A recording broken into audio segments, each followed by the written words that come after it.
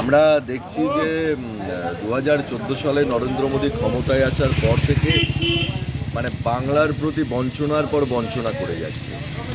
আজকে প্রতিনিয়ত বাংলায় তারা হেনস্থা করছে, বাঙালিকে হেনস্থা করছে, বাংলা থেকে ট্যাক্স তুলে নিয়ে যাচ্ছে, বাংলার নিত্য প্রয়োজনীয় জিনিসের ওপর সাধারণ মানুষের ওপরে জিএসটি বসিয়েছে। সাধারণ মানুষ জিএসটি দিচ্ছে, কেন্দ্র সরকারকে জিএসটি দিচ্ছে।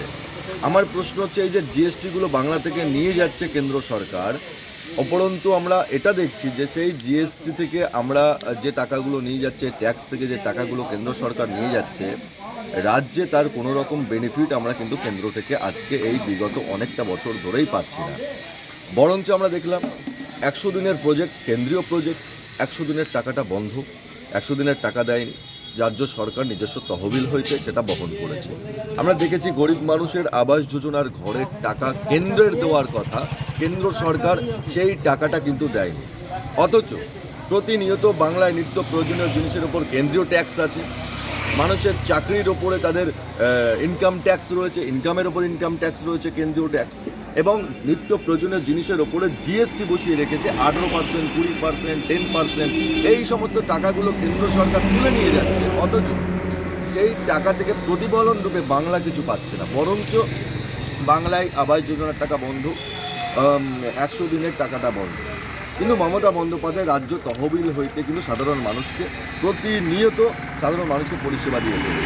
হ্যাঁ, আপনারা বলতে পারেন মমতা ব্যানার্জিও তো ট্যাক্স তোলে। হ্যাঁ, মমতা ব্যানার্জির সরকার, তৃণমূল কংগ্রেসের যে ট্যাক্সগুলো তোলা হয়, আমরা দেখছি যে আমরা প্রতিনিয়ত কিন্তু চোখের সামনে দেখতে পাচ্ছি যে না, লক্ষ্মীর ভাণ্ডারের মধ্য থেকে টাকাগুলো রোলিং হচ্ছে, লক্ষ্মীর ভাণ্ডারের মধ্য দিয়ে টাকাগুলো মানুষের অ্যাকাউন্টে যাচ্ছে। আবার যুবসাথীর মাধ্যমে 1,500 টাকা করে প্রতি অ্যাকাউন্টে যাবে। তার উপরে রূপশ্রী, কন্যাশ্রীর মতো জনমুখী প্রকল্পের মধ্য দিয়ে কিন্তু অনেক রকম এই ধরনের টাকা রাজ্য সরকারের পক্ষ থেকে দেওয়া হচ্ছে। এমনকি একটি বিমা, মানুষের শরীর খারাপ হলে, হঠাৎ কোনো রকম সমস্যা হলে 5 লক্ষ টাকার একটি বিমা স্বাস্থ্যসাথী কার্ডের মধ্য দিয়ে কিন্তু রাজ্য সরকারই সেটা বহন করে যাচ্ছে। সুতরাং রাজ্য সরকার ট্যাক্স তুললেও তার কিন্তু প্রতিফলন রাজ্যের মানুষ দেখে। কিন্তু কেন্দ্র সরকার এতদিন ধরে যে ট্যাক্সের টাকা তুলে রেখেছে এবং জিএসটি বাবদ নিত্য প্রয়োজনীয় ওপর যে সমস্ত বিষয়গুলো অ্যাপ্লাই করে তুলে রেখেছে কেন্দ্র সরকার, তার প্রতিফলন রূপে কিন্তু রাজ্যের মানুষ কিছুই পাচ্ছে না। অপরন্তু আমরা দেখেছি যে শুভেন্দু অধিকারী বড় বড় কথা বলে যে আমরা ক্ষমতায় এলে 3,000 টাকা করে দেব। অগ্নিমিত্রা পাল পাড়ায় পাড়ায় গিয়ে তারা খাচ্ছে। সৌমিত্র খায়ের বড় বড় কথা, সুকান্ত মজুমদারের বড় বড় কথা, শ্রমিক ভট্টাচার্যের বড় বড় কথা, আর নরেন্দ্র মোদী, অমিত শাহ তো আছে। সুতরাং এদের থেকে সাবধান। বাংলায় কেন্দ্রীয় প্রজেক্ট যেগুলো রয়েছে, যেখানে 60% কেন্দ্র সরকারের বহন করার কথা, রাজ্য 40%, কেন্দ্র 60%, যেগুলো যৌথ উদ্যোগে হয়, কেন্দ্র বন্ধ করে রেখেছে। কেন্দ্র সেগুলো দেয় না, রাজ্য একা বহন করছে। মমতা বন্দ্যোপাধ্যায় একা বহন করছে।